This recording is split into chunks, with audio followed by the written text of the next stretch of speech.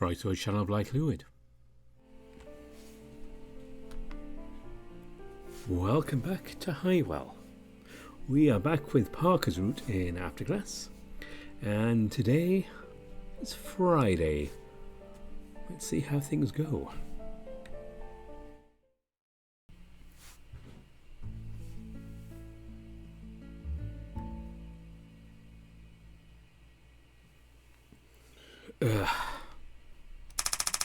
As morning approached, you felt your stomach churning, as if your organs were tied in a knot. You felt a slight shiver running down your spine, quickly made your way towards the bathroom. Oh, good morning. Later. Sometime later. Phew. So, is everything okay? Lars came back when he got out of the bathroom, eyeing you with an obvious hint of concern. Judging from the ladle that is in his hand, he must have rushed here to check up on you. After explaining to him you only needed to go to the bathroom badly, he sighed in relief. Seeing your happy and relaxed face, it also convinced him that you were fine. With Lars going back to the kitchen preparing breakfast, you decided to take a shower. Might as well, was your only reasoning.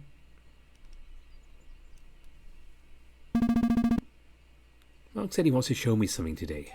Should I wear a set of nicer clothes today in case he brings me downtown? Looking into your wardrobe, there weren't many of those nicer clothes inside. Made you wonder why you never bothered to get new clothes with more variety. I should do it. As you looked into the mirror, it made you think if the reason you didn't get new clothes was because you lived in a simulation. You stared into your own reflection longer, wondering about the existence of another being behind the reflective screen, living your life, making your choices, affecting your emotions. I wonder if there's a world like that. What a silly thought. Of course there wasn't. You closed the wardrobe and went out of your bedroom, or at least planned to until you saw how unmade the bed was. Even if it had only been a few days since you started living together with Lars, you caught him cleaning the house and decluttering the place more often than not. Made you a little bit self-conscious about being untidy, so you made the effort to at least tidy up your room every morning. That looks better. I feel more motivated after doing that. I can get used to this. Standing proudly before your work, you headed out of the room feeling more chipper than usual. Hey, look happy. I had something good happen. Oh, I'm just feeling motivated. That's good. Do you need help with anything, Lars? Oh, that's all good. I'm almost done anyway. Oh, okay. I suppose I'll just wait for now. Since Lars had it taken care of, you slid into one of the dinner chairs while your eyes fixated on the small rectangle screen. Just when you hovered your thumb above the messaging app, it flashed, indicating a new incoming message.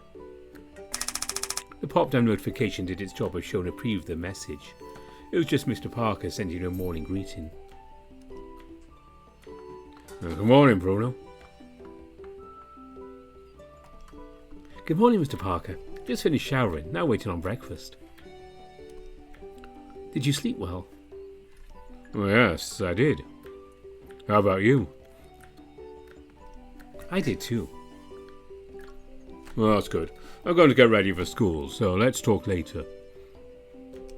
Sounds good, Mr. Parker. Do you want to head to school together? Well, I'd love that. Okay, let's do that then.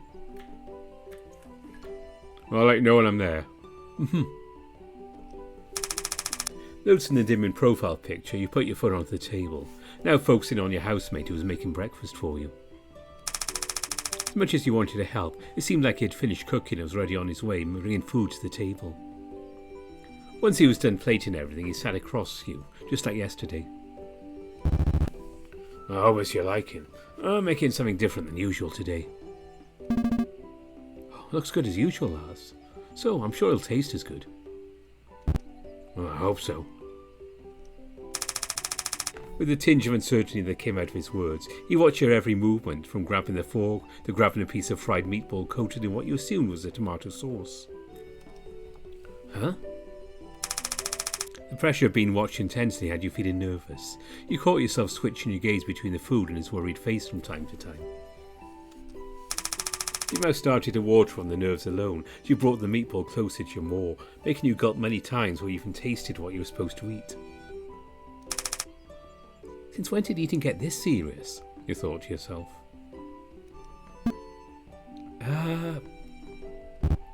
There's something wrong.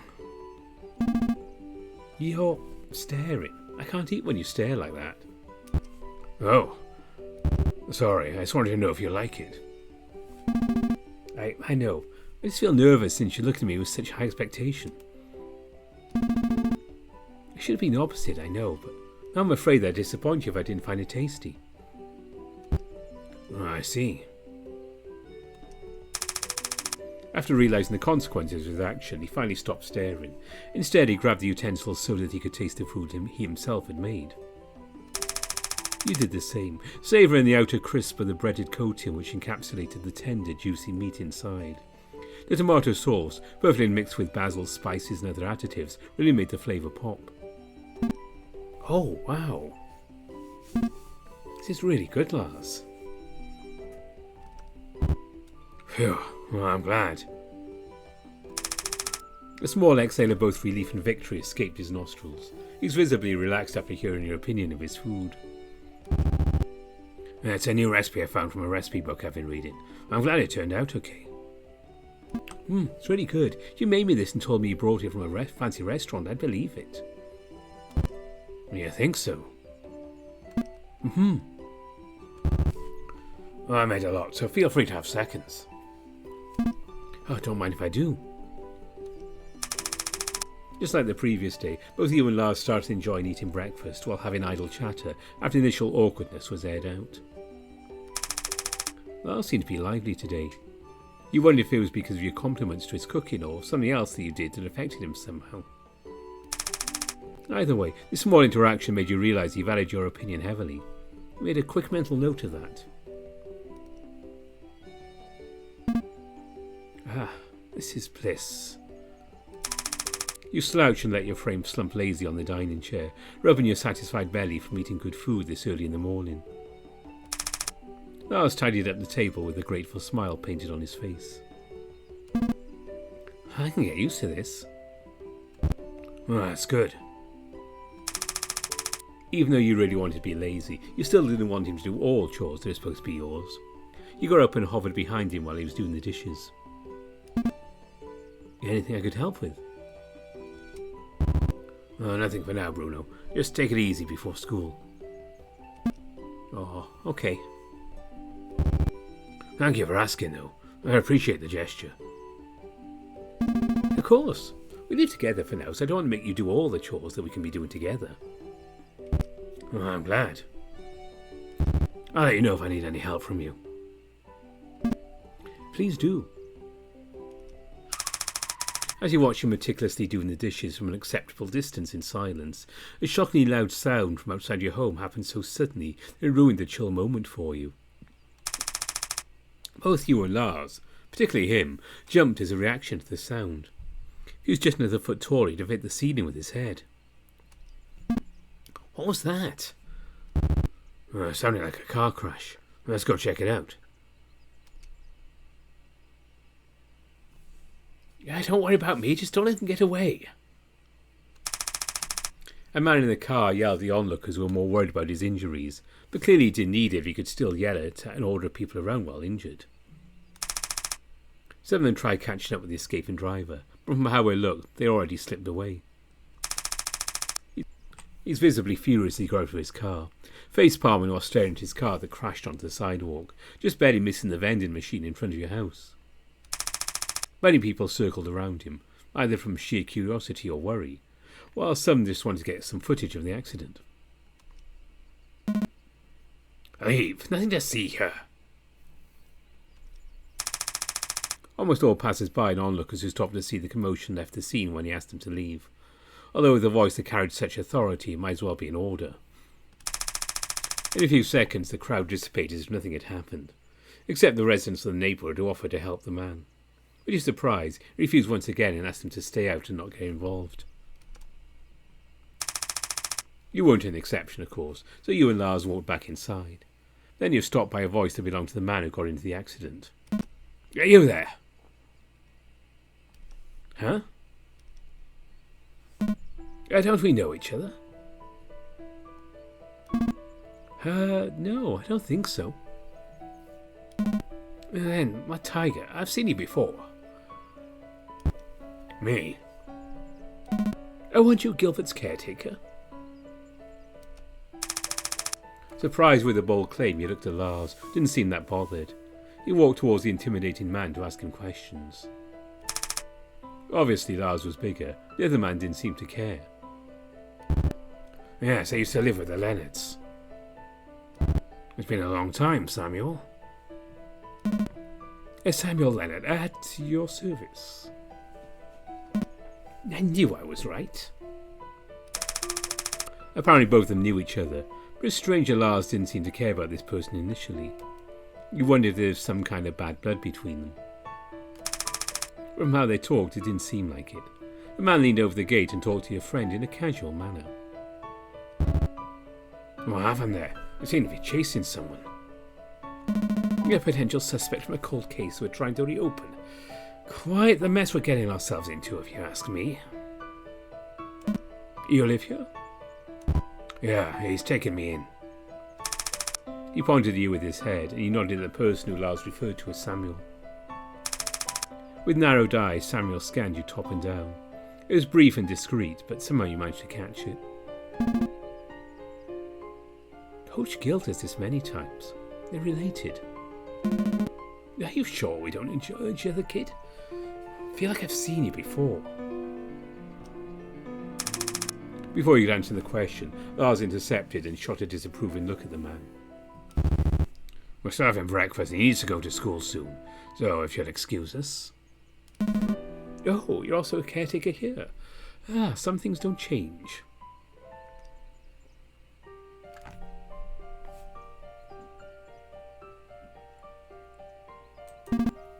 He's not anyone's caretaker.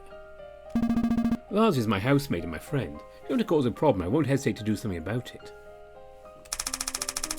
Even though it didn't sound like it, the words Samuel spewed out felt to you like an insult. One thing you despised was having your friend and yourself being slandered by another. So you took action to get even with the man. Lars stopped you before it escalated. His gaze was gentle, as if he was telling you this wasn't worth a problem. You nodded and stepped back. Why don't you come back later? We can talk when we're not pressed by time. All right. Samuel leaned over ever so slightly and looked your way. He smiled along with a chuckle before handing out his genuine apology. Sorry if I seemed condescending there. It wasn't my intention. It's fine. I just don't like it when someone belittles my friends. Of course, I'll leave for now. Thank you. He walked back to his car and went inside. You were surprised the engine even ignited despite the damage it had sustained. I'll see you two later. I have a feeling we will. With a friendly honk, he drove away with his car, leaving you and Lars in your front yard. Let's head back inside. That was strange. About Samuel. Yeah, sorry about that. He has a strange way of talking. You don't have to apologise for him. It's not your fault. Right. I'm sure you have a lot of questions for me, but we can talk about this once you're home from school. Oh, yeah, we can do that. But I forgot to tell you I'll be home a bit late today. Mark has to hang out. Well, noted. With a slight nod, Lars made his way towards the kitchen while you waited in the living room. You sat down on the couch and wondered about his relationship with Samuel, particularly with the Leonard family. Lars used to live with Coach Gill's family? I wonder if I can ask Coach about this. Maybe I shouldn't. I can ask Lars when I'm home anyway. There you go. I've earned some of the meatballs, so make sure to eat them first as soon as you can. Alright. I'm going to school now, Lars. Well, let me see you out. Be safe on your way to school, okay? I will. Don't worry about me. Heh. You're important to me. Of course I'll worry about you. Oh. Thank you for standing up for me earlier. It means a lot to me. Of course. Why does anyone talk shit to my friends like that? Yeah. Anyway, see you later, Bruno. I'll defend the fort while you're away. Okay. Have a good day, Lars. You too. Oh. It's Mr. Parker. Hey, Bruno. You're still waiting for me? Oh, Mr. Parker. I've just gone out of my house, so yeah. Oh, I see. Well, it's awkward, but do you think you could go without me this morning? I don't mind. Did something happen? Yeah, something came up, so I'll have to take the day off teaching today. Oh. I see. Sorry that I cancelled last minute. I'll make it up to you, I promise. That's okay. Let me know if you need anything, Mr. Parker. I will. I'll head to school now. Have a good day, Mr. Parker. I'll try, and you too, Bruno. Well, seems like I'll be going there myself. No, you didn't have to wait for him. You made your way towards the campus, starting from going into the alley leading to the playground. If you walked on the road by yourself, you stopped to look at Andrew's house. No matter how much you convinced yourself that it wasn't eerie, you still had a small uncertainty whenever you walked past it. The knowing the building was occupied made it less scary, it still gave off a strange vibe in general. But you wouldn't tell the owner, of course, especially not when he's standing just across from you on the other side of the road. Good morning, Bruno. Oh, good morning, Andrew. Are you heading to school? It's still pretty early. Yeah. And you're home earlier today? Oh, I didn't know you paid attention to my schedule. I'm flattered. I'm only joking. I had a feeling we'd meet if I went home earlier. Oh. The way he phrased along with his body language made you struggle to decide if he was making another joke or being dead serious. Could it be that he was a stalker? Should you even be here? It seemed he noticed your confusion and quickly explained to you before he caused a misunderstanding. I closed shop early since there weren't many people visiting yesterday. This is all a coincidence, I promise you. Okay. Seems like I'm still a little bit paranoid. My back is killing me from yesterday. Oh no, are you okay? Oh, of course, yeah. They delivered the items I ordered for my flower garden, and that was it. I had to carry a few bags of soil, fertilizer, seeds and planters by myself to the storage room since apparently they weren't paid to do that. It's a good thing I work out from time to time, but handling those by myself isn't a good idea no matter how you see it. Jeez, that sounds painful. Right? Oh, I'm glad you agree. I could use the bed right now. I'll head to school now. I'm sorry if I held you back.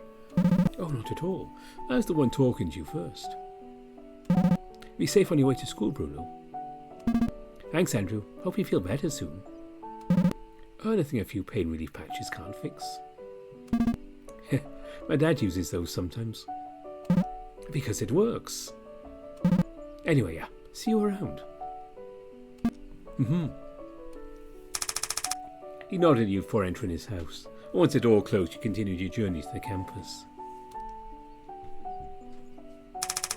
Just as usual, you walked past Publix to get to the campus. Today felt different. Everyone seemed busy with something. It had a festive feeling to it. You looked around to see what could be the cause of the unusual crowd, but nothing stood out to you. Maybe I can look on the board behind the bus stop, see if I can find anything. Thankfully, the destination of detour was fairly less dense than the main road. You could just slip by without trouble. Scanning through the papers stapled onto the board, you noticed a few that were newer than the rest. Red Letter Day by Wellborn Hill on Sunday. Accepting volunteers to help out on Saturday. Huh. You'd never heard of a red letter day, but you certainly felt you knew a Wellborn Hill. There's no way you could muster up the courage to ask one of the people standing next to you, so you took note of what you saw on the board before leaving. Just in case you ran to Mark later, you can ask him. It still baffled you how media portrayed school unrealistically. In reality, it was anything but fun and exciting. If not for your friends and some of the professors, you wouldn't have gone here at all. And speaking of friends... Yo! Oh, Mark, good morning. Morning. You're all alone today. Did you fight with Mr. Stone? What? No. We're going great, by the way. His narrowed eyes spoke to you that he was full of doubt, and he wouldn't listen to what you were about to tell him anyway. But you should tell him the reason he wasn't here with you this morning. He's not coming to school today. Why not? I don't know. He said something happened, so he has to take a day off. He probably ate some bad food and is destroying the toilet right now. I don't know. Didn't sound like he was sick. Yeah, probably right. Oh, right. There was an accident in front of my house this morning. Oh, really? Did someone die? What? Anyway, strange reaction as someone getting in an accident aside. No. No one died, thankfully. So what's the deal then? Just happened in front of my house. I didn't see when it happened, only the aftermath. Car crashed onto the sidewalk, barely missing the vending machine. Somehow he let out a relief sigh. He had to make sure what he's feeling relieved about, or for. So, are you relieved that no one got hurt, or that the vending machine was fine? What do you think? Right. It felt like if you knew the answer, you'd be left questioning his moral compass. You decided to leave it at that, even though you had a hunch his answer would be the latter. Anyway, the chase gone wrong, I think. The driver told me he's chasing a potential suspect for a case he's investigating. I see. Did you know anything about it? No, I don't think so. Okay. What, do you expect me to know about everything? Well, kinda. Sorry to disappoint. I just know what I know. That doesn't answer anything, though. Well, I know what I want to know. If it's something I don't care about, I won't know. How about that? Better. Pursuit, huh? Was it a Leonard? So you do know. Do I know what I know? Yes, Samuel was his name, I think. When are they trying to reopen that old case? Oh, don't mind me. I'm curious. Oh, it's an old murder case. Remember, because my dad talked about it a lot back then. Where did I find it on the internet? What should I look for, though? I don't know. Murder on Highwell, I guess. So there's a lot of murders happening here. Anyway, let's go inside. I want to take a nap already. It's early in the morning. Exactly my point. Psych 101, right? Yeah, next to the literature classroom. You remember at least. Yeah, I can remember things sometimes. Didn't say anything. I mean, it's the truth. I think I'm still remembering many things I'd forgotten. That's so. Yeah. Well, good for you. You probably won't remember everything, huh? Even though you definitely hear that, you can come up with an appropriate response. Maybe he was right. You probably wouldn't be able to remember everything, and there's nothing wrong with that. I'm sure we don't get to be in the same classes today. Ah, yeah, you're right. Classes aren't as fun without you. I know. Then, want to skip classes? No. I can't anyway. Need to make sure my attendance is enough. I'll have to repeat another year. Repeat another year? Yeah, the value of attendance is in this uni. A little bit lame, don't you think? I wouldn't know. I never missed my classes even in high school. Of course you didn't. It's true. You'd ask Coach Gill even. Anyway, I'm going to my classroom now. Actually, wait. What now? Do you know where Coach Gill went to? I texted him last night, but he didn't reply back. Oh no, I don't care either. If I knew, I wouldn't be telling you, especially if he hasn't said anything. Fair enough. I'm really going now. Got anything else to ask? Right. Nope, I'll stay here for a bit. Suit yourself. In case you forget, don't head home after second class. Wait for me by the gate. It's important. I remember. No worries. Cool. See you later. Yep, see you later. With Mark heading upstairs, you looked for a nearby bench and sat down there. You wanted to see if Coach Gill was already in school, but before that you thought it'd make sense to text him first. He still hasn't replied. Well, texting makes me seem desperate for his reply. It should be fine. I'll just ask in a casual way. Hey, Coach Gill, are you free right now? Yeah, this looks good. There you are. Huh? Coach Gill? Sorry, I fell asleep last night. Didn't have time to reply back this morning because I overslept. Overslept? Still pretty early. Yeah, but I'm supposed to wake up early to get my daily morning exercises done. I forgot you do that. I'm really sorry again. It's okay. I thought you were ignoring my text. I would never. Anyway, is Parker teaching today? No, he told me he's taking the day off today. I see. Looks like you got the news. The news? He hasn't told you anything. I don't think so. Guess there's no harm in telling you. Did you remember someone with the name Curtis? Oh. Coach Gill knows about Curtis. There's a big chance that person in the picture really was him. I think I do, actually. Mr. Parker showed me a picture of his friend, and I thought he looked familiar. Well, I remembered him as Curtis, not Kurt. My memories are unreliable, but I'm sure I wasn't misremembering. I even remember vaguely my parents took me to one of their work meetings, and that person I remembered as Curtis talked to me a few times. I see. And did you know about his passing? Yeah, Mr. Parker told me about it yesterday. It seems I judged Parker wrong. I didn't think he'd actually tell you that. Either way, I heard from a family member they might finally have a lead on the suspect, but then they got away. It sounded familiar to you. Wasn't Samuel also chasing someone and they got away? Maybe this would be worth mentioning to Coach Gill, you thought. Is it related to someone Samuel was chasing? Wait, how do you know about Samuel? Oh, I met him this morning. His car crashed in front of my house. For fuck's sake, of course it did. But yeah, I heard from him that something's been working on.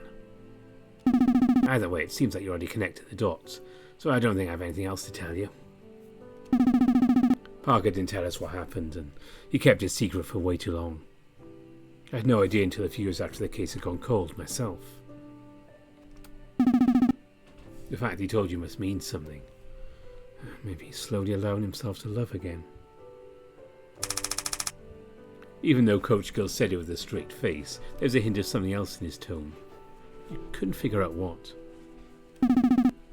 Well, I made a fool of myself. Already knew more about Curtis than I did, apparently. That's not true. I only know what Mr. Parker told me. So do I. So, Mr. Parker is taking a day off because of that? Yes. But isn't that a problem? The suspect is in Highwell. Does that mean Mr. Parker is in danger? No one knows. The case went cold after all. If they think Parker is in danger, they'll take him into protective custody, or at least assign some officers to stay close to him. Protective custody? Confinement to protect someone from harm. Like a jail? Not quite. But someone who's in protective custody is typically taken to an area within a prison or jail, or they'll be in a separated area for the inmates. That sounds scary. It does, but it doesn't necessarily mean that they're a prisoner or in a prison setting. I see. Do you think Mr. Parker will be okay? I think so, yes. Do you want to check him on him after school? I can accompany if you want me to. That would be great. Crap. Did you have something planned? Yeah, Mark asked me to wait for him later. He told me it was important. Oh, I see. That explains why you dressed pretty today. What? Well, don't you worry. I'll keep an eye on Parker, and when you're done with Mark, text me. That sounds good. Thanks, Coach Gill. Yeah, of course. I'll go take care of everything in my office for now. I'll talk to you later, Bruno. Sorry again about not responding to your texts. It's okay, Coach Gill. I'm glad it's nothing serious. Yeah, if I find anything useful, I'll let you know. Okay. I should go to my classroom.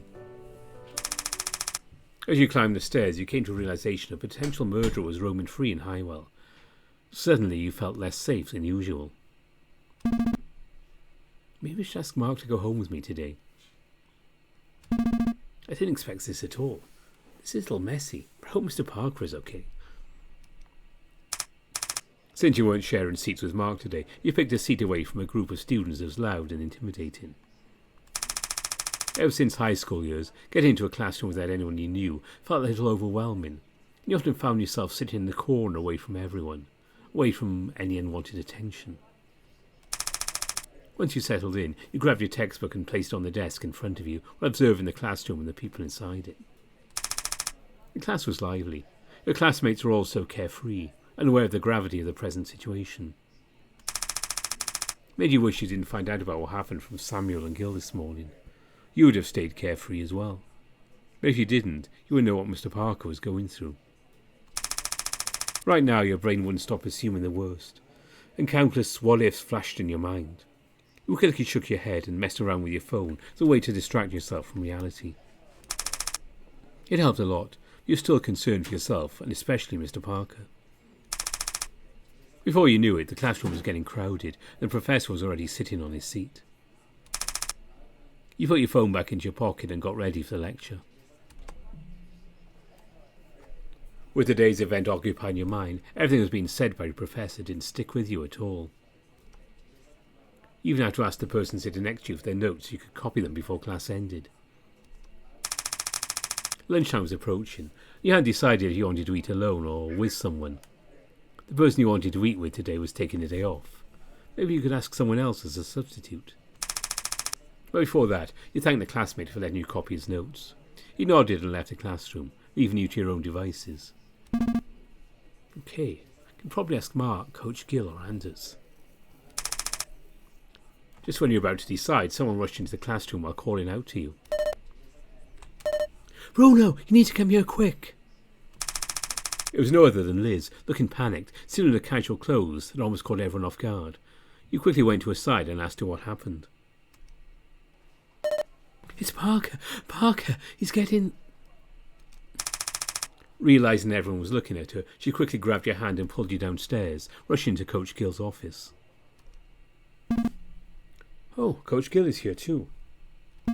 So what happened? It's bad. The police got him. He's getting arrested. Huh? Oh, Liz, you're making the situation worse. He patted Liz's shoulder and asked her to sit down and calm herself. What I feared was true. They took Parker into protective custody just a while ago. Huh? Mr. Parker is okay though, right? Oh, he is, for now. What should we do then? Do we try to break him out? What? No! We do nothing. Did you know what being taken into protective custody actually means?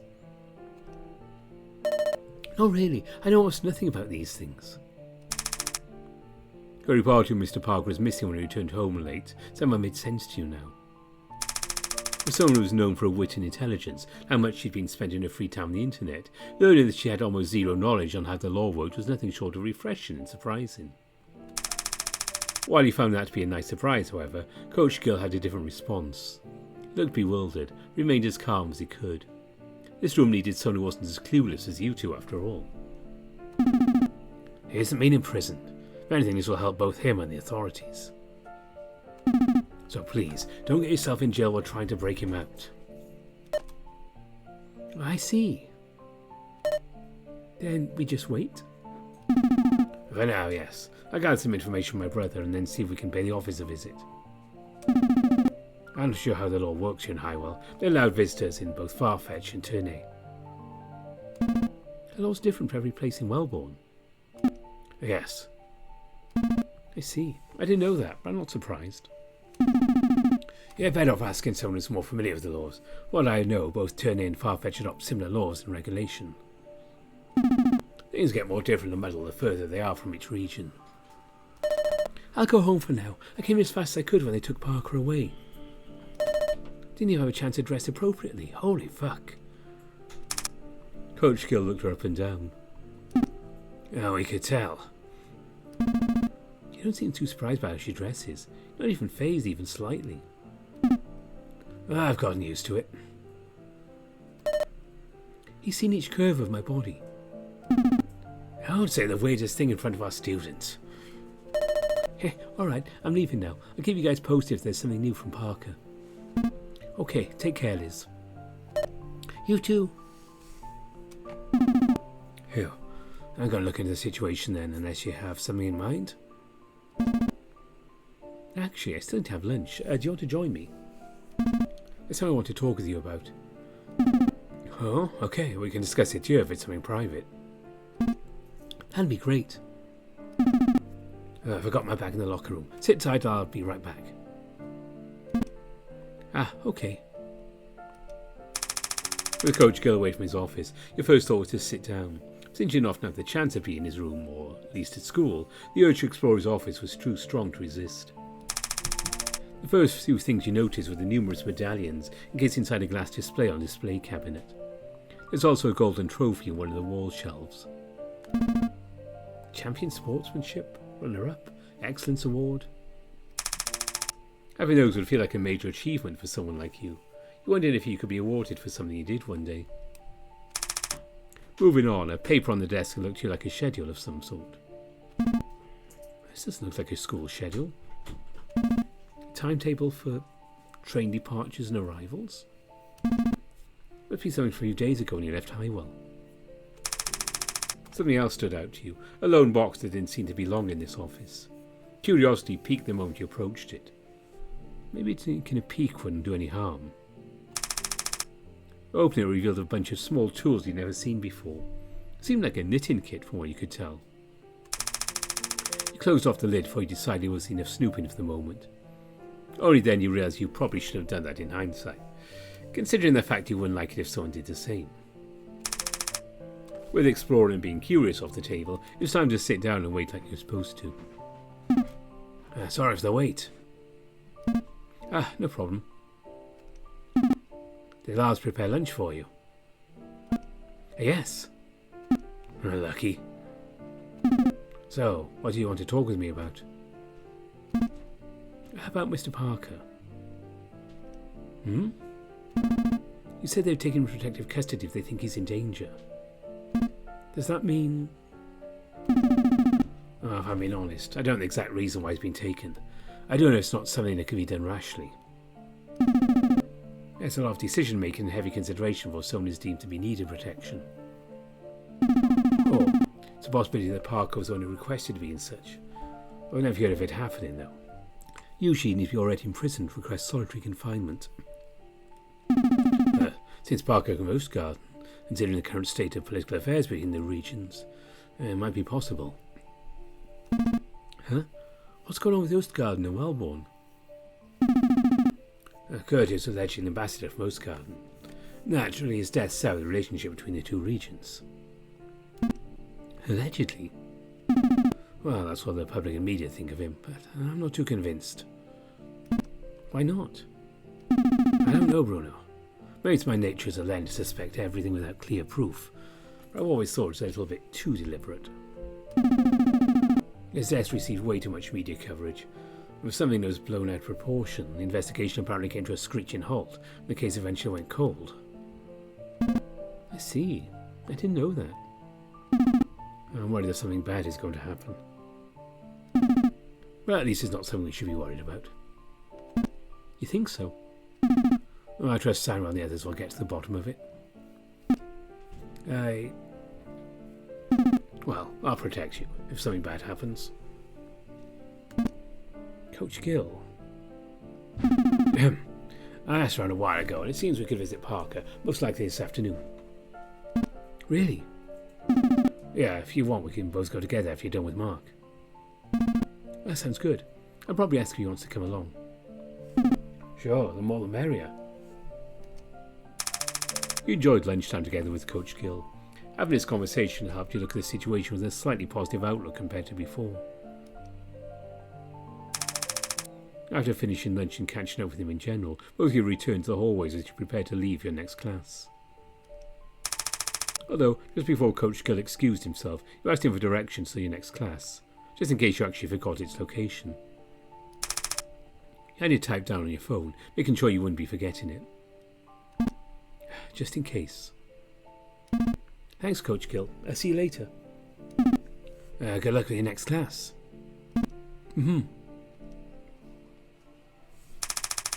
Considering the convoluted layout of the hallways, in your mind, that made every turn look almost the same. Asking where your next class would be was the right call after all. Without that, you'd have just gotten lost while trying to reach your destination. Need to pay more attention next time. Can't ask for directions every time I need to go somewhere. Gotta head inside for now, though. I'll worry about that later. Same hallways, same classroom interiors. But despite the fact you still felt slightly alienated and lost, any attempt to make yourself less tense was for naught, no thanks to your own anxiety. Your eyes scanned for a sight of someone familiar.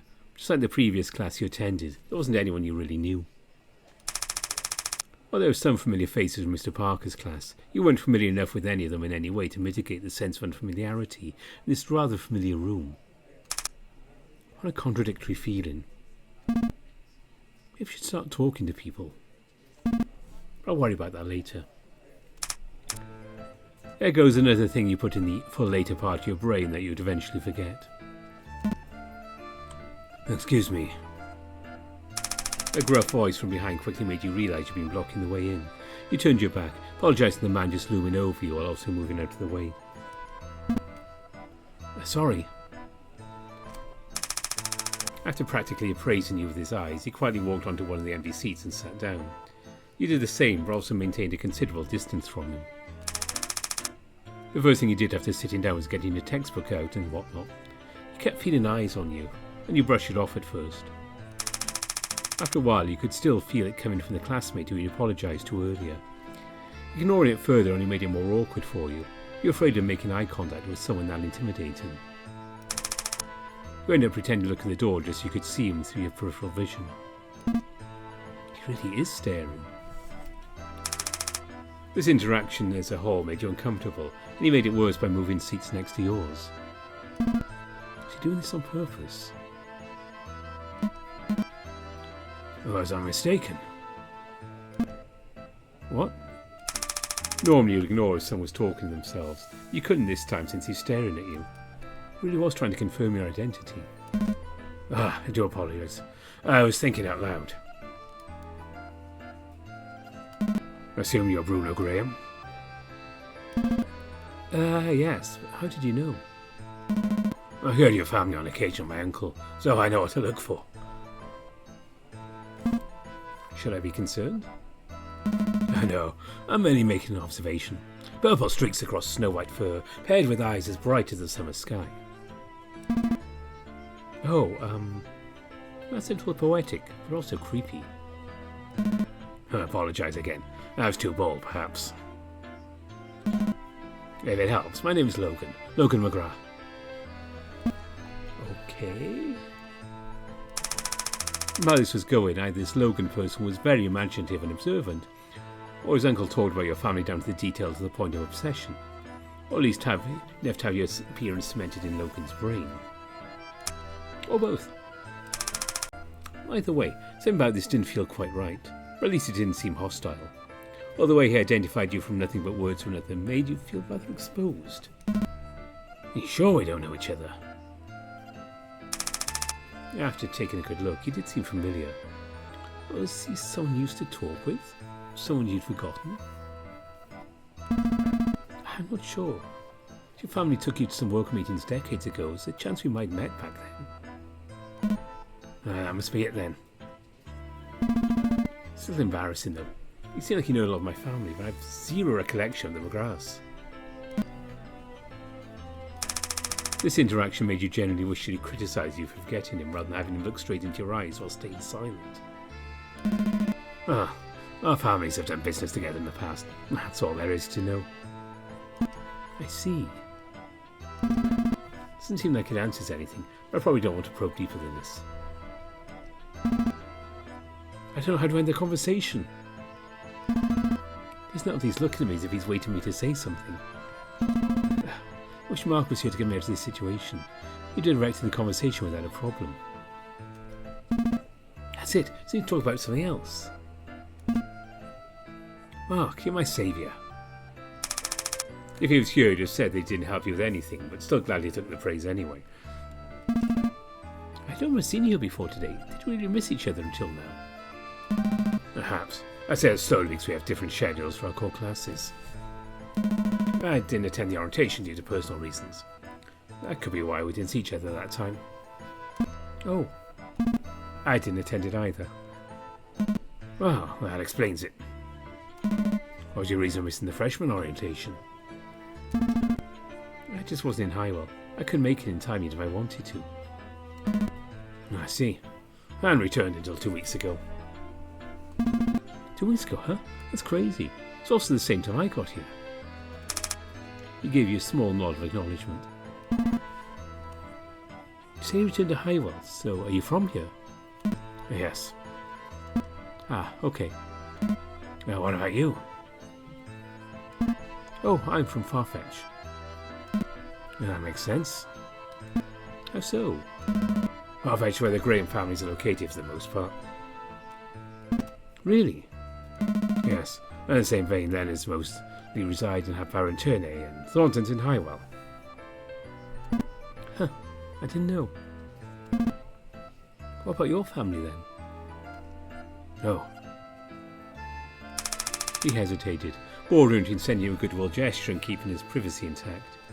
You had a feeling he preferred to do the latter. It's probably a silly question. Don't mind me. It wasn't obvious, but you could somewhat tell he appreciated you for not prodding more into that. In effect, he appeared slightly more approachable to you, both as you had an idle conversation as you two waited for the professor to arrive. By the time class ended, you and Logan had gotten closer. Well, compared to earlier, that is. You also learned that you two lived close to each other. You offered to head home together if you wanted. While you appreciated his gesture, you sadly had to refuse since you already made plans with Mark Fryer. Thankfully, he didn't take offence to your refusal. Once you both said your goodbyes, you two went separate ways for today. Mark said to meet him by the school gate. Took a quick look through the window, checking whether he was there or not. There were many students there, but Mark wasn't among these students. Maybe his class isn't finished yet.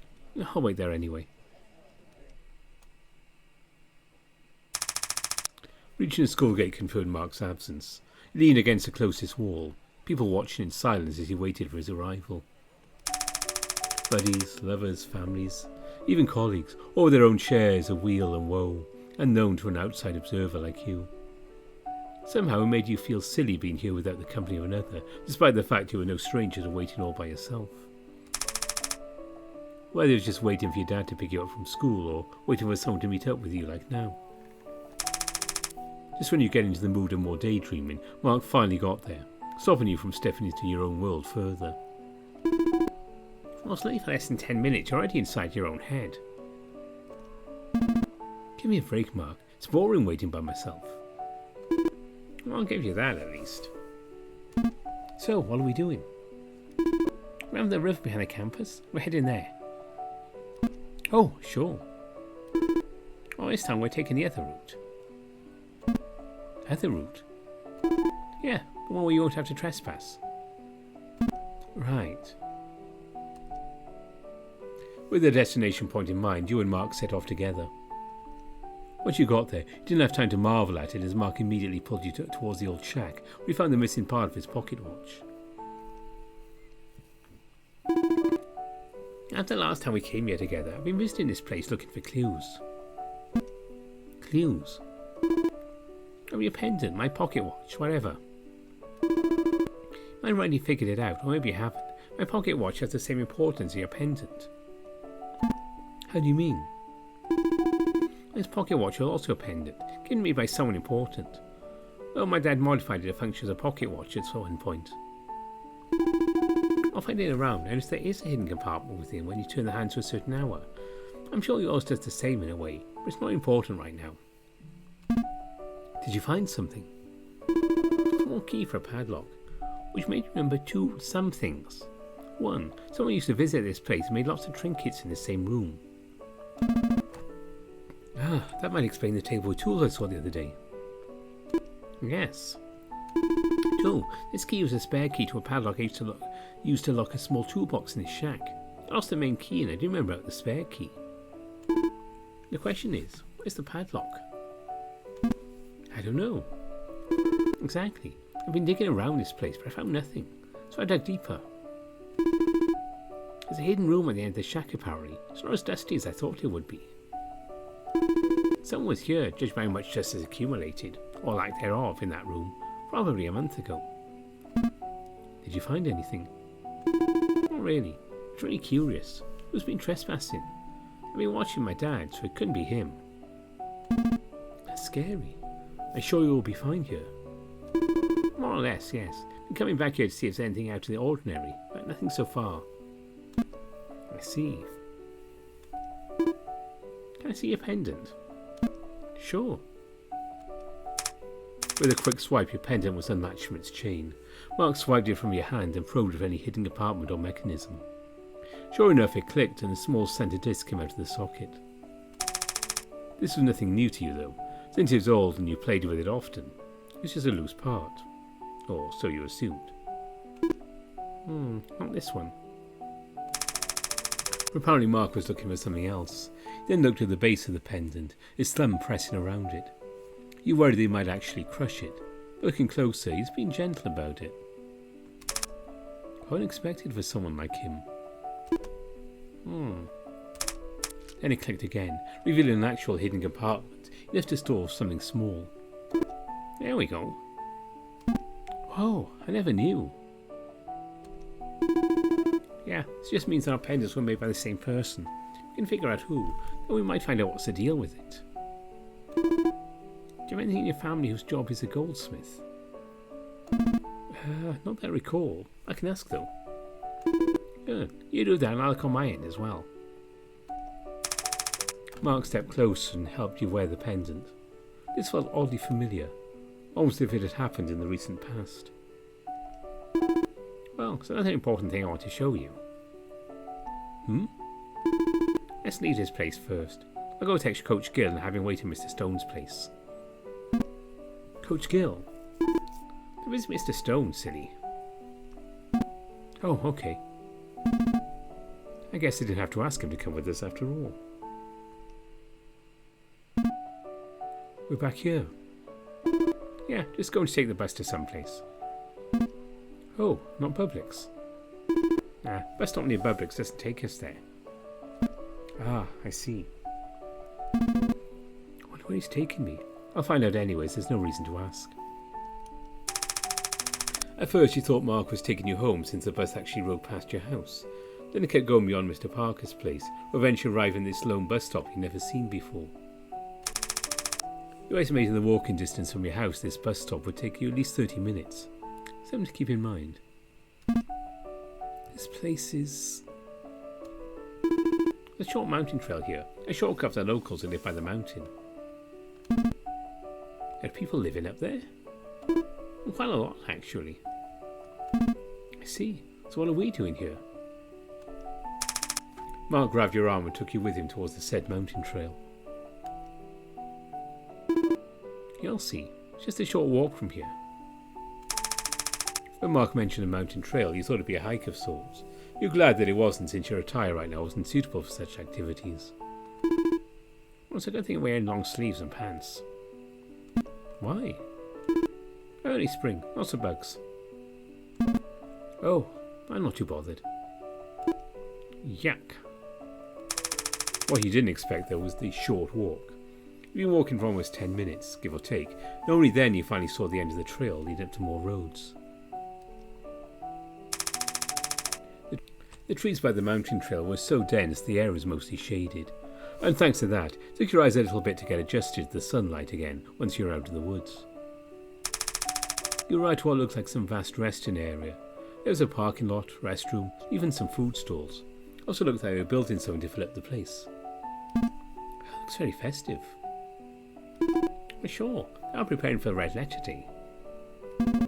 Oh, Red Letter Day. I read about that this morning. Great, and how to explain it? Well, what is a Red Letter Day exactly? Oh, it's some old celebration because some people found this land or whatever.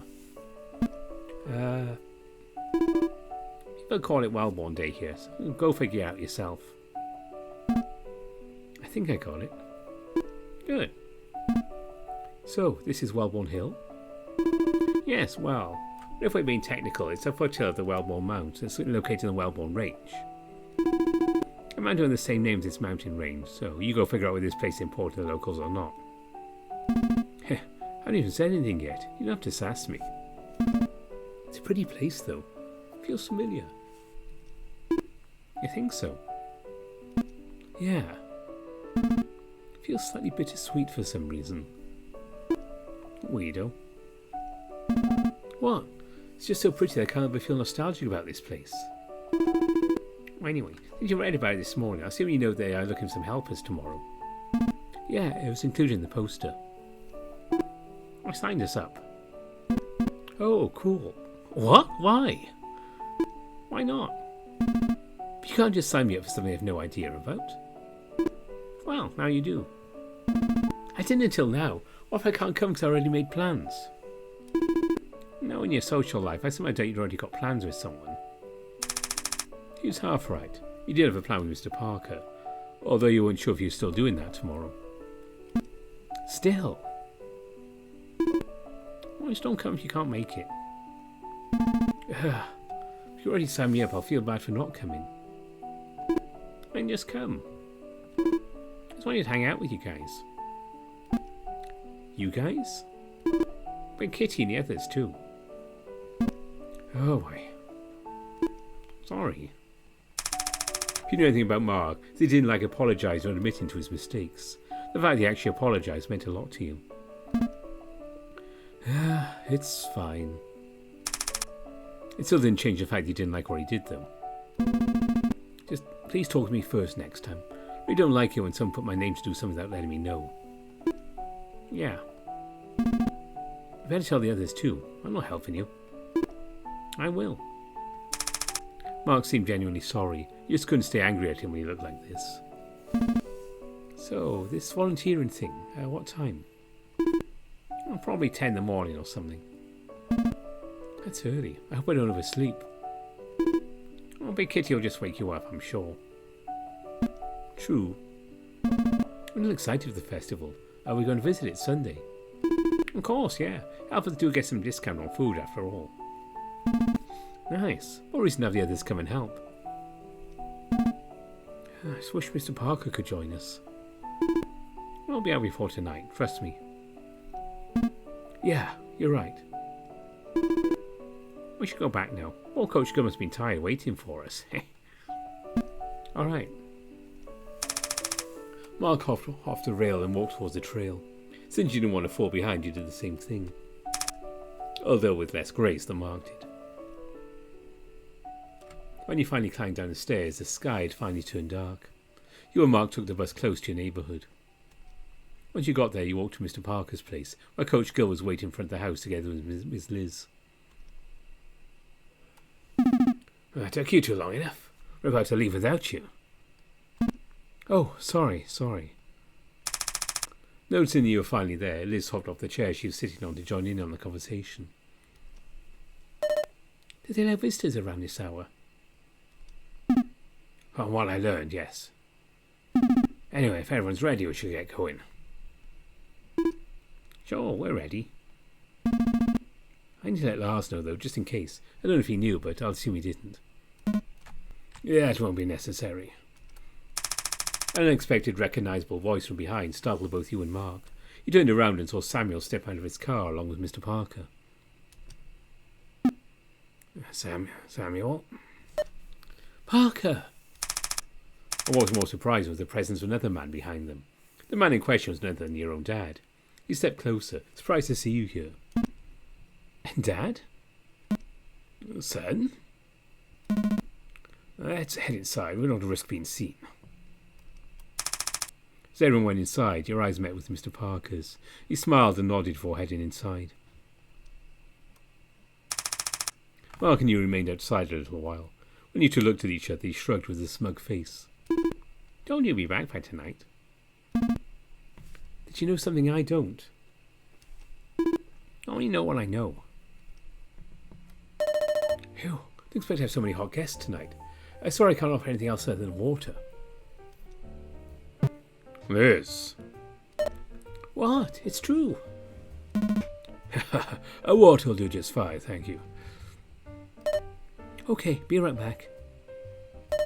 You guys can start discussing whatever you need to discuss. I'll Parker fill me in later. And welcome back, Parker. I'm glad you're okay. Thanks, Liz. This was all new to you, so instead of asking questions, you stood next to Mark, who was leaning against the wall while the adults sat down on the couch. Somehow Mr. Parker seemed a little distant. He even sat down away from Coach Gill. Maybe I'm overthinking it. No one seemed eager to talk about anything, but thankfully Coach Gill initiated. So, anyone going to explain anything to us? Why do you take him to protective custody only to release him in the same day? If he all knew he's been taken into protective custody, he could lose his job. We talked with the Dean of Faculty beforehand. Teddy Boy here won't lose his job. Surprised, you and Mark stared at each other, though both of you had a different reasoning for the stares when your dad called Mr. Parker Teddy Boy. We don't do just as big as we could, Gilbert. You're old Leonard, you should know that. Make no mistake, we still think he's not out of the woods yet. Well, that was a stunt. A bait, so to speak. Releasing Mr. Stone so he could be a bait for the suspect? Yes. We're going to be stationed nearby and see if the suspect bites. That's quite the gamble. Don't usually do this unless it's necessary. Why? We believe some of the Leonards are involved in this, if we don't exactly who. Oh, that one Mr. Parker sits far away from Coach Gill. Leonards? That's outrageous. Having his family name mentioned accused of a murder case, Coach Gill slammed the table in anger. Everyone looked at him in disbelief and shock. Sorry, but really? The Leonards? It makes sense, don't you think? A murder case so called we ran out of leads in just a few months. The only reason aside the suspect being meticulous is that there's help from the inside. And who's inside, you ask? The Leonards. That's quite the accusation. Do you have proof of that? No. God, Samuel, you're acting based on gut feeling alone? If they knew, they will... Deep down, you already know that the case was suspicious, didn't you? You're a Leonard after all. Damn it. I'm ready for the consequence. Just trust me on this. I fucking hope you're right, for your sake. Phew, the air feels heavy here. Have some cold water and cool down. I'll be in my room if you guys need anything. Oh, thank you, Liz. This will certainly help. You're welcome. She winked at your dad, and your dad did the same. It was unclear whether it was their attempt at lightening up or just flirting, and you prayed to whatever god that it was the former. When Liz left, Coach Gill took a sip of the cold water and sat up straight. I assume you're correct about the Lennons being involved in that murder. What's the plan here? You'll proceed as usual. Act as if nothing happened. Although the less people interacting with Parker, the better. We can't have the suspect targeting any of you to lure Parker in. Want to avoid collateral damage. Exactly what the Thornton boy said. It's Mark. It's also a warning for us. Let's leave. Then he noticed Mark grabbed you by the arm and practically dragged you out of the room. Wait, what? He looked over at your dad, who gave you an approving nod, seemingly agreeing with Mark's decision to leave the premises. But as you were about to protest, Mr. Parker stood up and walked over. I know you're worried about me, but it's for the best. Let's talk later on the phone, okay? But I'm worried. I'll be okay. I'm strong, after all. He put a hand on your shoulder, looking into your eyes sincerely. Only then you noticed how exhausted he'd been looking. He felt silly for not noticing that sooner. Okay. Finally convinced, you agreed to leave with Mark, albeit reluctantly. What's the plan now? I probably should go home. Ours might be worried since they don't usually go home this late. Sure. Let me take you home. It's okay, I can walk home myself. We're going the same way.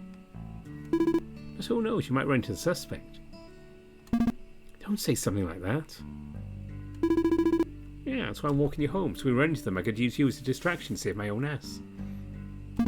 That's mean. Let's be real, I can't fight, so running is the only option. Well, at least take me with you instead of using me as a distraction. As long as you don't slow me down. Dude. Okay, let's get you home now. We didn't run into any murderer. Why do you sound so disappointed? Would have made walking you less boring, at least. Please stop making it like it's a good thing to run into a murder suspect. Well, you got here, so I'm going to walk to the bus stop by Publix. You sure you want to go there by yourself? It's late and probably unsafe. I'll ask your dad to pick you up. Nah, he'll be fine. I believe you. Please be careful. Sure, don't forget about tomorrow. Right, I won't. Bye. It's going to be a new experience starting tomorrow. What do you mean? Just talking to myself. Text me when you get home. Yeah. Mark waved his hand lazily as he walked towards the alley. He hoped he'd ask his dad to pick him up. He was pretty insistent on not doing so. I guess it can't be helped. I hope nothing will happen. With him leaving the scene, you turned to open the gate and get ready to relax for the night. As you approached the door, you heard the doorknob turning from inside, saving you time for unlocking the front door. Good evening, Lars. Herbert? Oh. What are you doing here? No, I mean, how did you get here? Yeah, Father dropped me off here this afternoon. Oh. Welcome? Almost sounds like I'm not welcome here. No, that's not what I meant. I'm just confused, that's all. I'm only kidding. He got you good. You've forgotten that Herbert was almost a master of making some dry jokes. Right, of course. Is Mom inside? No. I see. You're taking out the trash. You didn't have to do that. Where's the dumpster? Seeing that he brushed off what you said, you decided to answer his question instead of trying to convince him to let you finish his job. Just outside the gate. Turn right when you see the vending machine. Thanks. Seems like he doesn't really want to talk. At least we spoke for a bit. Maybe we can do more later. Well, let's see what Lars is doing meanwhile. He's not here. In the kitchen then. Oh, thanks for... Huh? Oh, I thought you were Herbert. Welcome back, Bruno. Good to be back. You're making a lot of food. Are there guests coming over? Well, aside of Herbert, I mean. Your dad is coming over for dinner. Ah, okay. Did he tell you what happened? Is there something I should know? Your dad only told me he's visiting you after his way home from work. Oh, okay. I'm going to take a shower. Okay, take your time. Dinner is still a long way before it's ready. Noted. On his way home from work? Then why was Herbert with him? Maybe there's a reason for that. I can just ask him. I want to know later. The first thing you did as soon as you entered the bathroom was fill in the bathtub with pleasant lukewarm water. While waiting for it to fill, you went back to your room quickly to grab a towel and set of fresh clothes along. Once finished, you went back and locked the door, tossing the ones you had previously worn into the laundry hamper, as if you were tossing a basketball into the hoop. But you failed miserably. Good thing there's no one's here to watch me fail. You walked towards the mess and put your clothes inside without any sort of flair this time, humbled and embarrassed. Lars hasn't started laundry yet. The hamper is still mostly empty. I shall leave it be for tonight. Noticing how sufficiently filled the tub was, you turned off the water knob and let your body slowly submerge without delay. The way steam condensed as it lost its heat, trickling downwards from your hair back into the pool of water, acted as a way to soothe your weary mind. You've been reminded again of how isolated this space was, as if the disturbances from the outside world vanished. It's always been like that in the bathroom, though. Not a bad thing. It made you feel protected and safe. Something you really needed after today's events. I'd fall asleep right here. What's missing is a nice, soft pillow. The weight of the water, as long as its perfect temperature, made it feel like you were getting massages from all around your body. With closed eyes, you let the scents around your body envelop you even more. Weirdly enough, it started to feel like you were floating. But at the same time, it was pulling you down, slowly drifting into slumber.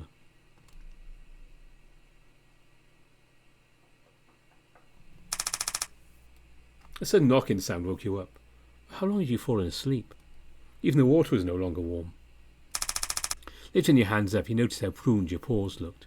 A sign of prolonged exposure to water, for sure. Sorry, yeah, I'm almost done. Drying yourself off was the next thing you did after letting the water drain. It didn't take long before you dressed yourself for the night, ready to have dinner with Lars and your family. When you arrived, everyone, including your dad, had already been seated. At least food was still being prepared, so you didn't have to feel bad for making people wait. Considering Herbert's arrival, you half expected him to be sitting next to your dad, but instead he sat across from him. You give him the choice to sit either next to him or your dad. Then he, as in your dad, patted the seat beside him. There goes my freedom of choice. Well, it's been a while since we sat down together like this, son. Oh, yeah, it has. How's everything at home, Dad? Oh, pretty good. That's good to hear. Is Mom busy? Herbert said she isn't coming. Ah, yes. She wanted to come visit as well, but her work called last minute. Oh. She'll be here tomorrow, though. Oh? You don't know about the Red Letter Day? I'd assume they'd have started promoting it throughout the city by now. Oh, that. Yeah, I know about it. We're actually helping out with it tomorrow. There you are. Oh, I thought... You stopped your words, and sure Lars would react to it if he knew that Mark had signed him up without letting him know. Of course Mark hasn't told him yet. Mark and I plan to help out tomorrow at the Wellborn Hill. I see. I'll help out if you need an extra pair of hands. Oh, that'd be nice, actually. Okay. Volunteer work, huh? That's a commendable thing to do, son. You think so? Of course, it's a form of work experience. It shows you're able to work with others, be on time, and have some sort of work experience. Well, you can't list as paid work in your resume, though. Well, it still means something. More importantly to me, volunteer is part of community service. You show compassion by doing those. You should be proud. I see. I didn't think of it that way. Wellbourne Hill. Is something wrong, Dad? No, not at all, son. I'm just starting to think how far you've gotten. You and Herbert are making me proud every day. Oh, Dad, don't say that in front of the others. That's embarrassing. What's so embarrassing about a parent being proud of his sons? Whatever. You haven't thanked you yet, but I thank you for taking care of my son so far, boy. Huh? No, sir, you got it backwards. It's Bruno who takes care of me. He's helped me a lot, and I'm forever grateful for it. Maybe that's true, but I won't discredit your help either. This house looks better and cleaner. The plants are very well taken care of.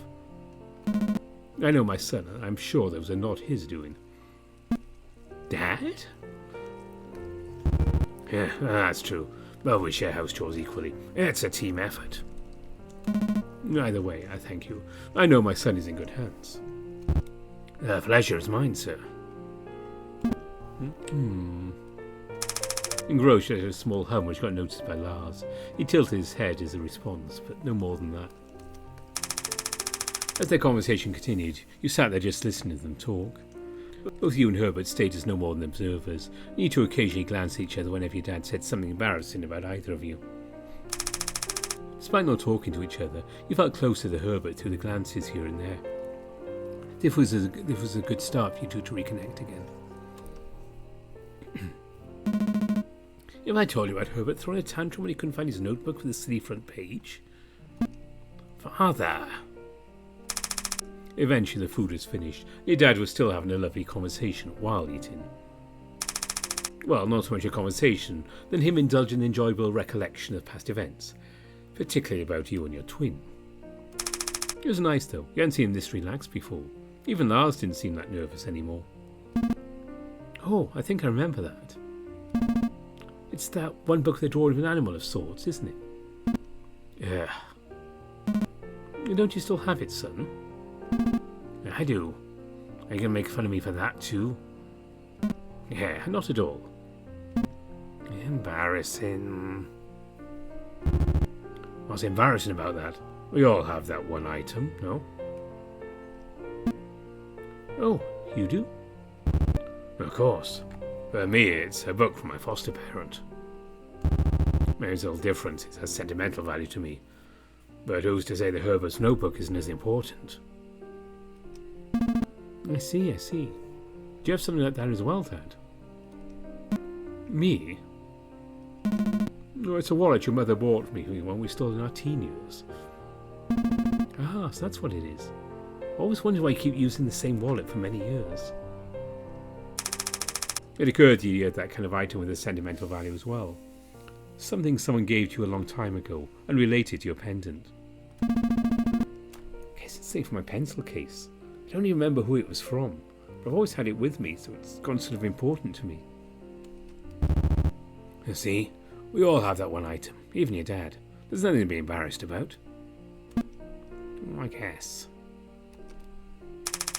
By the time everyone finished dinner, he offered to help with cleaning up, but Lars insisted he could do it by himself.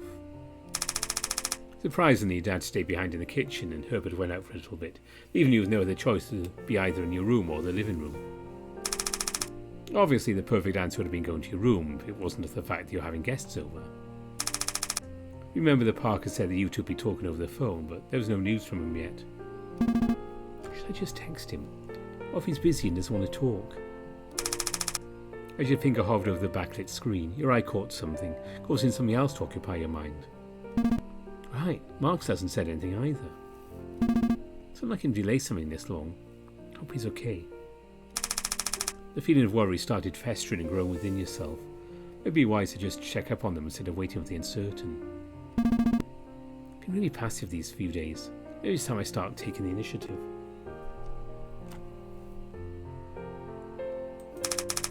Just when you were about to call him, Herbert opened the door. The sudden noise making you flinch. Did I interrupt something? No, not at all. The sound startled me a little is all. Oh, I see. He removed his shoes and sat down across to you, his eyes fixated on the TV that he had previously turned on for no reason. With Herbert being in the same room as you, making a phone call would feel rude, so you didn't. But sitting here without exchanging a single word to each other felt a little awkward. Somehow you had a feeling it was the same for Herbert. Neither you nor him could muster up the courage to speak first. He kept his eyes fixated on the big screen, but he glanced over towards you here and there. I shouldn't be afraid to say what I think. That's part of taking initiative. You tapped your finger against the couch. You thought of something you wanted to tell him. Nothing came to mind. Maybe you'd ask him something about his life, school, anything. How's school for you? He tilted his head, looking at you surprised. Huh? School? It's going well. That's good. Since you're here, I'm assuming you don't have school tomorrow? No, we have Saturdays off. So they're not the same here in Highwell. Ah, it's the same. So, are you going to stay the night here? There was a short pause before he came up with a reply. No, we'll be spending the night somewhere else. Oh. I don't think you have the room for guests. Oh, I guess it works out. Well, we have quilts and whatnot.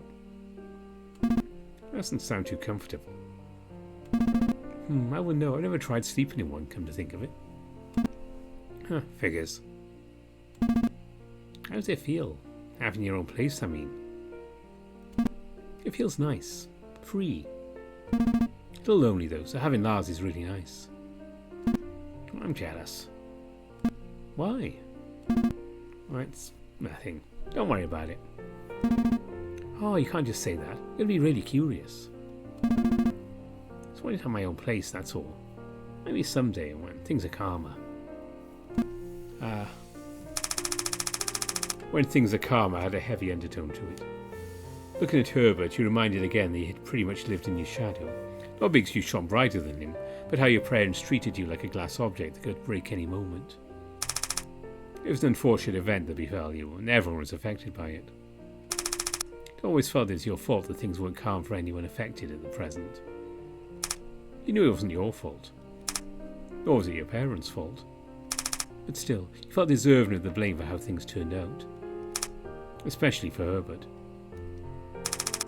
Looked at your hands, ears drooping and tail tucked between your legs.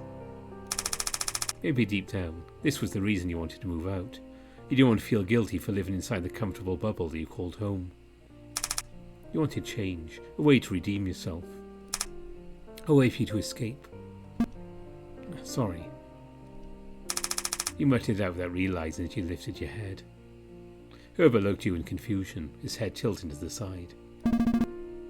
Huh? Like I said, it's just some silly reasoning. Don't worry about it. It's not silly. It's not silly at all. Whatever your reasoning may be. I guess you're right. I never really asked, but how are you, Herbert? I want to talk to you, but I don't know how. I've been shutting myself off from everyone, so it's not your fault. I'm doing okay though. Maybe a little preoccupied, but it's nothing taxing. That's good. How about you? I think I'm okay. You think? Well, yeah, ever since I moved in here, my life has been really busy. Just recently, one professor, who's also a friend of mine, is facing some issues, so I don't know how to tackle that. I say that one case father's assistant that Leonard's with. Yeah, how did you know? I saw some files at home. It's like father works in his office, even though he has one. True. Always says he's working in the living room for some reason. Yeah, everything will be fine. Father is really good at his job. You know, sometimes it's unclear what he does. Oh, I thought he was only keeping it secret from me. I guess he never told you either, huh? Not even a single word. Heh. Oh, school for you in HU. I know it's not too difficult, but it's not lenient either. Well, it's going. I'm not doing terrible, at least. Heh, sounds about right. Hey, what does that mean? You know what I mean. I imagine fine though. I have this super smart friend that helps me with studying. His name is Mark Thornton. Do you know him? Oh, if it's the same Mark Thornton I knew in high school, then yes. A lying guy about the same height as us, sharp tongue. Yeah, that's the one. Oh, I guess it's not surprising he's attending HU. He's pretty smart after all.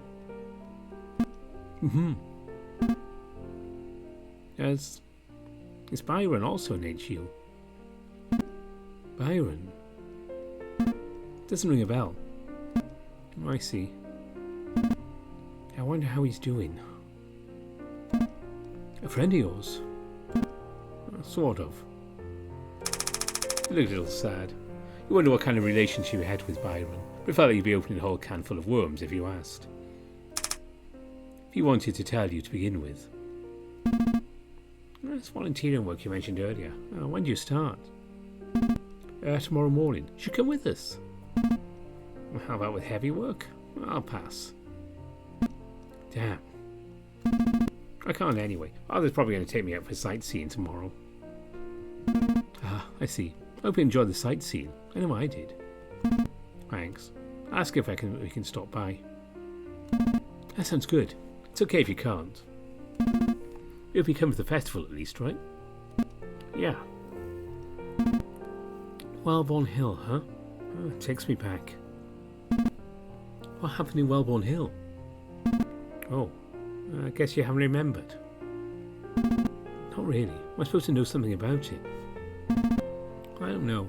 It makes sense you don't remember. I'm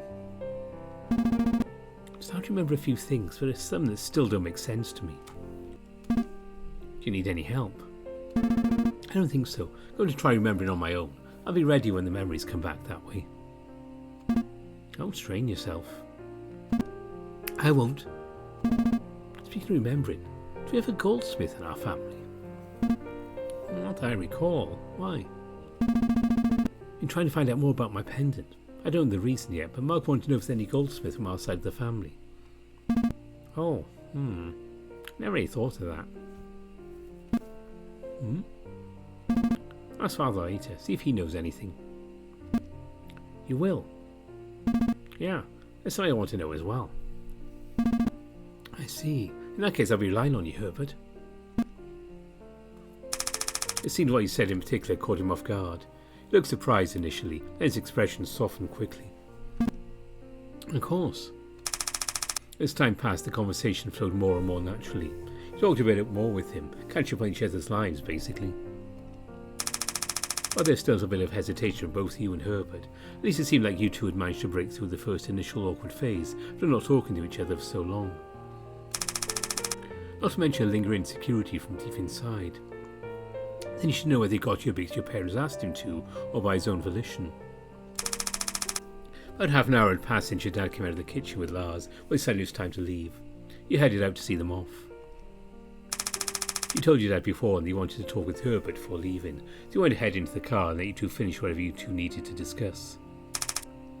Just before Herbert entered the car, you called out to him. Hey Herbert, thanks for coming tonight. He stepped out of the car and closed the door, standing just next to you as you spoke your mind. Maybe I'm bad for assuming you're here because Mom and Dad asked you to be, but it still means a lot to me that you're here, regardless of your reasoning. What I'm saying is that I miss talking with you. I'm glad we did talk tonight. Oh.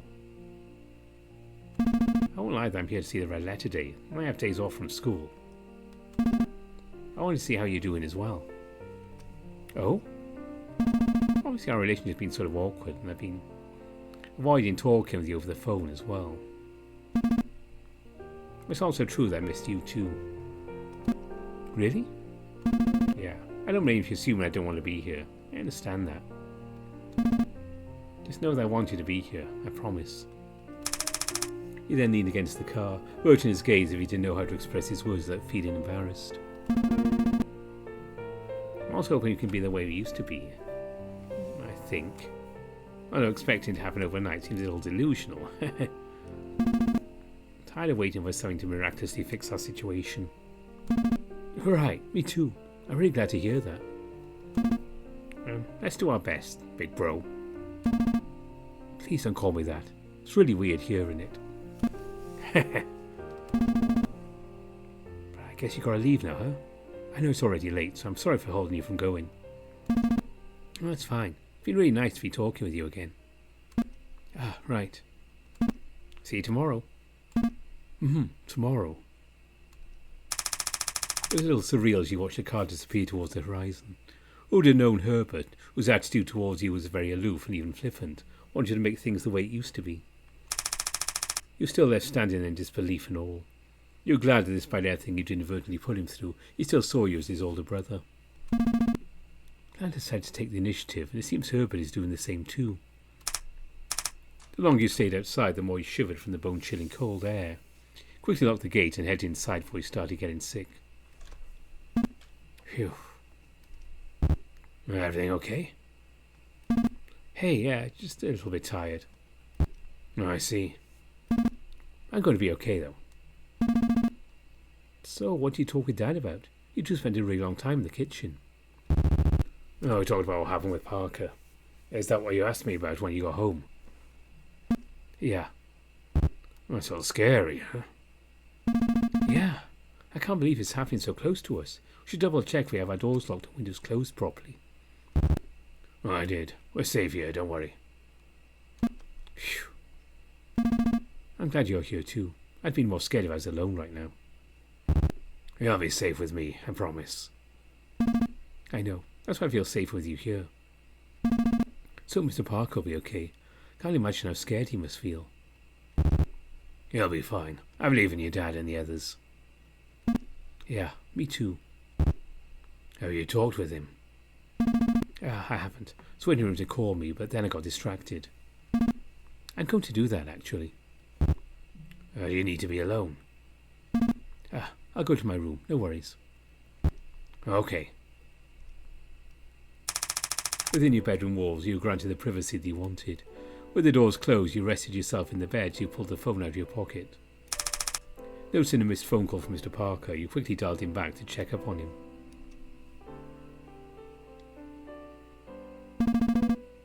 Ah, Mr. Parker, sorry I missed your call. I had family coming over. I called you as soon as I saw this. That's okay. I figured you were busy, so I took a shower meanwhile. I see. How are you feeling, by the way? I feel okay. I'm exhausted, though.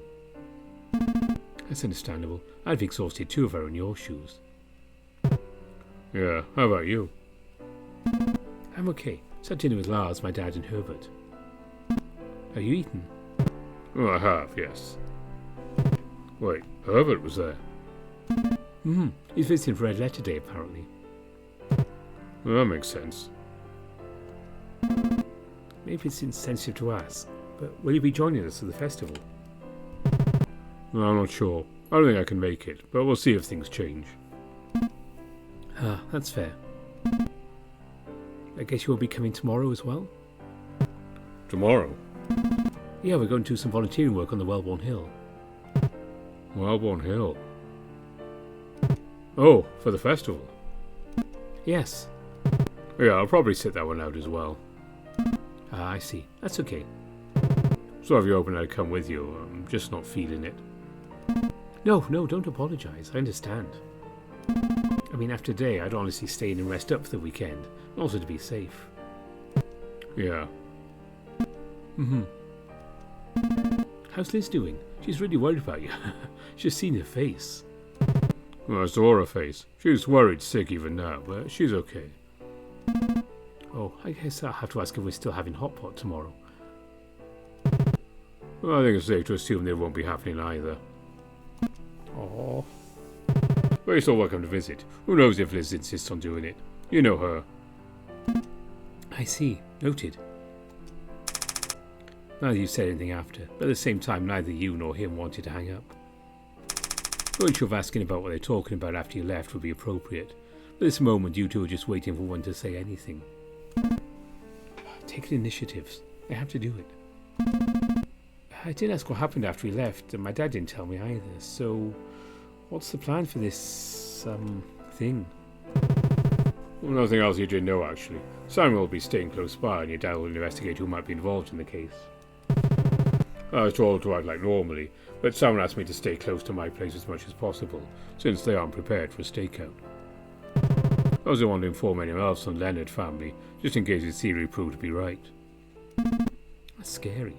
Is this what they call a snake in the grass? If it's true, then yes. Gilbert isn't taking it well.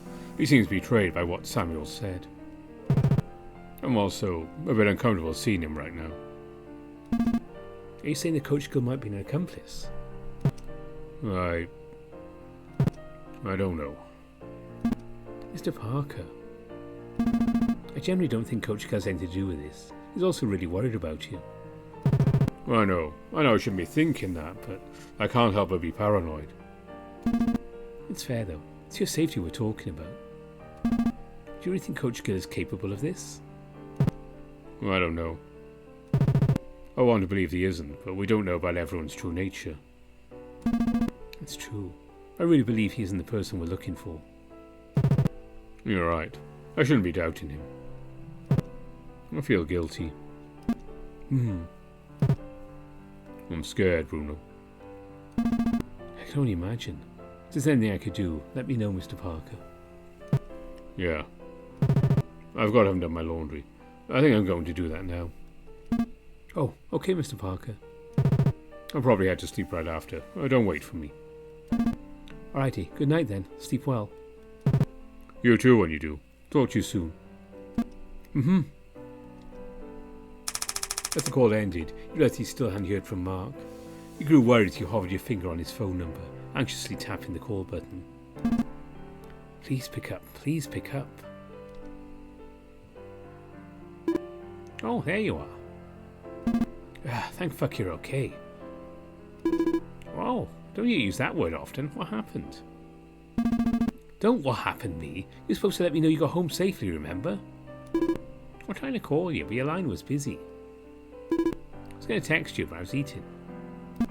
Oh. Sorry, I'm just really worried. Well, I can tell. Did you get anything from Mr. Stone, though? Or maybe something about the goldsmith? Well, I don't know what we already knew. Not really. I guess they really don't want to let us know. Understandable, really. Well, Parker did tell me Sam will be around to ensure that he's safe. You know, Coach Gill doesn't seem too happy I'd have Samuel insinuate that Leonards might be involved with the murder. You think Coach Gill is an accomplice? God, no. Good, because he isn't. How do you know? He's a pervert, not a murderer. Well, I mean, I guess perverts are like to be a criminal of some sort. I know for a fact he's not involved at all. Yeah, I think so too. I haven't got anything on the goldsmith yet, but Herbert told me to ask my dad and also to look into it as well. Herbert, are you your twin brother? Yeah. Are you two, like, cool now? Oh, I no idea you knew about our falling out. I mean, I used to go to the same school as him. I know a thing or two. Ah, that makes sense. He did say that. I think so, yeah. We're trying to mend our relationship. Cool. Hope it goes well. Thanks, Mark. Also, have you told everyone about the volunteering work? I wasn't aware of it, so I had to ask. I'm on it. Just waiting on them to reply. Okay, as long as you tell them. Relax. I wouldn't just sign them up without them knowing. Yeah, right. You think Mr. Stone will come? He said he'd probably sit that one out. Fair. Well, at least the others will come, I hope. You hope? Well, anyway, I haven't looked into the goldsmithing part yet myself, but I'll ask my dad later. He just wanted to tell me, and I'm just going to find out on my own. Won't you get in trouble for doing that? I always get in trouble no matter what I do, so it's another trouble on the plate. Oof. Well, I'm going to crash soon. Sleeping right after a meal? Yeah, what are you going to do? Get mad at me? No, but I think it's not good for you. Yeah, I won't die from that. If you say so. Thanks for today. I appreciated it. Yeah, I'm hanging up now. Bye. Oh, okay, good night. Jeez, couldn't he wait till I returned his goodbye? Guess that's really on brand for him. Without anything else to do, he decided to get up from the bed and unlock the door. I should tell Lars I've finished. Maybe he wants to go to sleep soon. Hey Lars, I've finished in case you want to head to sleep soon. Oh, yeah, I'll be there in a bit. Since it looked like he was busy, you peeked to see what he was doing. In his hand was a small book, compared to his big hands, some kind of recipe book. It seemed like... Oh, looking for more recipes. Yes, Gilbert bought it for me when he went back to Tournai. Oh, so today's breakfast also come from that new recipe book? Yeah. Cool. I'm looking for another new recipe that's easy to follow. Any luck so far? Yeah, they some look easy to make. No meal prep needed. I see. I can't wait. We should get some sleep for tomorrow. Yeah, for volunteering work. I'll go do my night routine first, if you don't mind. Not at all. Excuse me. Curious, you picked up the recipe book he was reading. A lot of dishes that you didn't know about, also a bunch you'd previously eaten in Farfetch. Guess he speaks Farfetch is close to Tournai? Looking at the book also reminded you of Coach Gill. Last time he saw him was at Mr. Parker's place. It wasn't exactly a pleasant reunion. I should go check up on him.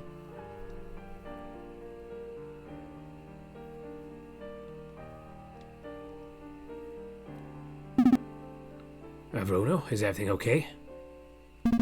Hey Coach Gill, everything is fine. I just wanted to talk to you. This late? Sure. How are you feeling? I'm okay. What's going on? I just think about what happened earlier. You seemed upset about how Samuel accused your family of what happened occurred. Oh, that. Samuel's intuition is often right, so I guess... Yeah, it really sucked. I see. We talked with Parker. I'm worried about him, but he didn't look too comfortable around me earlier, so I don't know how to approach him right now. I did. He's feeling conflicted about it, but it's not like he hates you or anything. I'm glad to hear that. He told me he felt guilty about doubting you. He's scared for, I don't know, everything, I guess. I don't blame him at all. What if there's something we can do for him? Doesn't seem like we can do much right now. Yeah, I guess so. Oh, by the way, has Mark told you about tomorrow? The volunteer work. He just signed me up without me knowing. I'm not surprised. Are you coming? Yeah, I'd feel guilty if I don't. So I haven't changed much. It's just how I am. I suppose it wouldn't hurt to go. Maybe it'd be good for Parker. Oh, about that. I don't think he's coming for tomorrow. That's a shame. Have you helped with the festival before? No, but I think Lars did. Huh, good to know. Knowing him, though, he'd probably help with the kitchen work. That does sound like him. Yeah, I think he's rough, but he's especially delicate when it comes to kitchen work, and gardening too. I kinda had a feeling. Right, still have some paperwork to do. Nothing else, I'll have to hang up. Oh yeah, no, I just wanted to see how you're doing after today. I appreciate it, Bruno. There's something I want to ask you, though. Yes? Never mind. I can wait. Oh, okay. Thanks again. I'll see you tomorrow, okay? Yeah, see you tomorrow. Oh, is that Gilbert?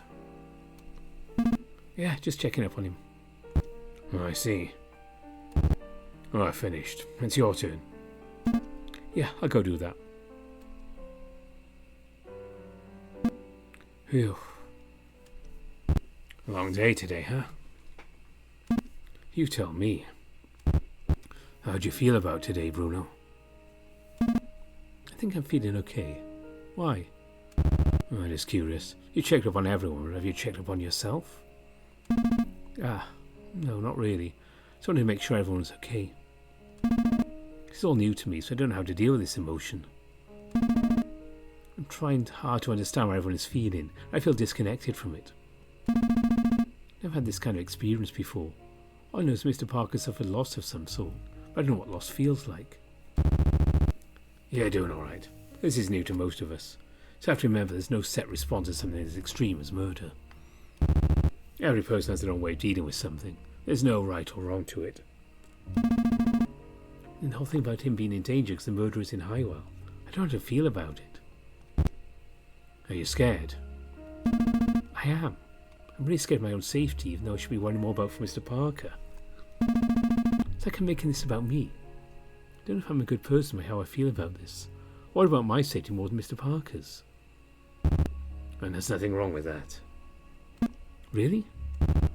I'm worried about both your safety and Parker's. Like I said earlier, I know Simon and your dad will keep him safe. You can trust them to keep you away from harm as well, especially your dad. And me too. Because you're important to me. Lars. You're right, thanks. Yeah. It's not even entirely related. It regains your childhood memories. No, not entirely. That's nothing. I was just reminded of something from the past. Like when we were kids. Yeah, I miss that sometimes. Really? Why? It was just nice. Everything was simple, carefree, happy. Gilbert used to tease Parker a lot. Did you know that? He'd cry every time he teased him. I didn't know that. I still remember clearly he came up to me and asked me to hit Gilbert to teach him a lesson. Did you? Of course I didn't. Believe me or not, despite him being a rebel, Gilbert was very obedient when I gave him an earful. I was taken into the Leonard family as his attendant after all. Oh yeah, I was supposed to ask you about that. Dave's so overwhelmed I kind of forgot about that. Intrigued, you sat up on the bed, asking about his life as Coach Gill's caretaker. How did it happen? Well, after his experience with my foster father, I had to take care of my younger siblings all by myself. Life was tough. We were able to live through our days, at least to survive the harsh weather, thanks to the house and the knowledge our parent left us. I guess I got lucky when the Lenners visited Northrake. I found Gilbert when I was outside foraging for herbs. He'd gotten separated from his entourage because he didn't want to listen to his father. Entourage? And they rewarded me for finding their young master. What was the reward? Anything I wanted. Oh, what did you get? It was more like I made a deal with them. I'd be serving their family in exchange for protection and care for my younger siblings. I wanted them to have a better life. Life they wouldn't need to go hungry some nights. Fight for warmth. I'm glad I was able to give them that. Oh, you're the best brother they could ask for. Where are they now? I don't know. That was the last time we saw each other. Are they your real siblings? Do you miss them? Well, if by real you mean blood related, no. But they are my real siblings regardless. I miss them every day, but I'm sure they're thriving and happy, wherever they are now. You could tell Lars really loved his siblings. It actually made sense with how nurturing and caring he'd been towards you. By the way, it's the reason why I believe Gilbert isn't the Leonard Samuel mentioned. I've known him for so many years. He's like a brother to me. I guess that's why it felt weird when I dated him. But regardless, despite his strange habits, Gilbert isn't a rotten person. I believe that firmly. Yeah. I'm sure Parker will come around at some point. They spent their childhood together after all. I believe that too. We talked a lot. We're supposed to go to sleep. Oh shoot, you're right. I'm glad we talked though. I feel calmer. That's good. But yeah, I won't be rested for tomorrow. Good idea. Let's head to bed. Yeah. Good night, Lars. Good night, Bruno. I'm turning off the lights. Okay. Childhood memories, huh? You grasped your pendant and held it close to your chest. I hope I can remember someday.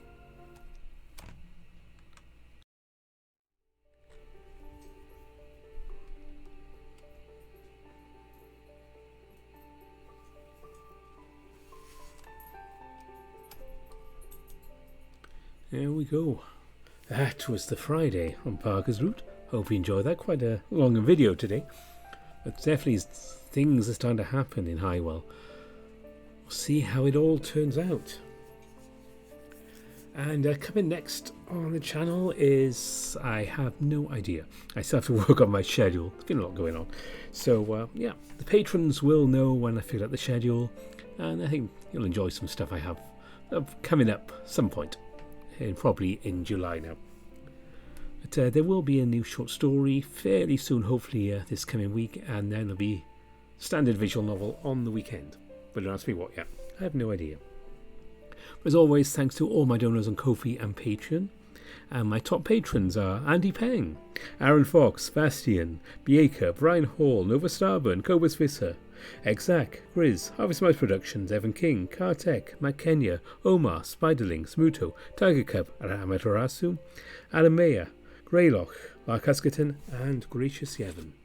I still haven't updated that very old list with lots of crossings out and changes on there. I need to do that sometime. I hope you enjoyed After Class. Until next time, bye for now.